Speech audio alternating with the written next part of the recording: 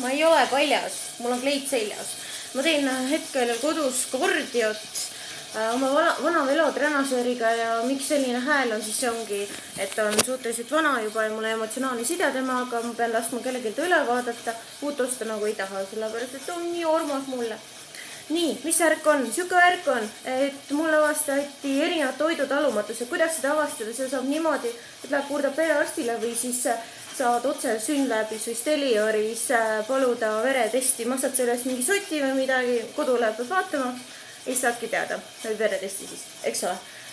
Et mul on tursa vastu, munavalgete, soja, maapähkli, piimatoodete, nisu, vist oli kõik see korralik nimekiri, mille vastu on allergia. Ja sellega on see jama, et neid võib rõõmsasti eirata ja süüa igasuguseid mõnusaid asju, aga võid lõpetada nii nagu mina ja ilmselt hullemini, et ma saan asendusravi, mul on väga madal kaltsium, rauatase, mul on krooniline põletik põlveliigestes. Ja see võib lõppeda kõik sellega ka, et võib tekkida näiteks suurestast kaltsiumi puudusest, luude hõrenemine, igasugust muud manti. Et tore on hea vitsutada igast toredaid asju, aga kui lõpuks selle kätte põhimõtteliselt ära kärbad, siis on jama lugu küll.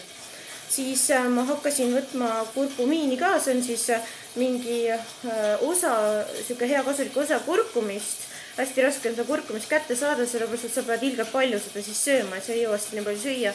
Et see on selline aine, mis siis boostib ainevahetust, et kui see on hästi kaua olnud põletikud kehas, siis on niimoodi, et see immuunsüsteem juba eirab, on sellega ära harjunud see põletikuga. Ja siis selle kurkumiini tarvitamine nagu selles õiges koguses, üsna suures koguses siis, nii nagu arst ütleb, siis boostib seda ainevahetust, et hakkaks uuesti võitlema nende põletikega.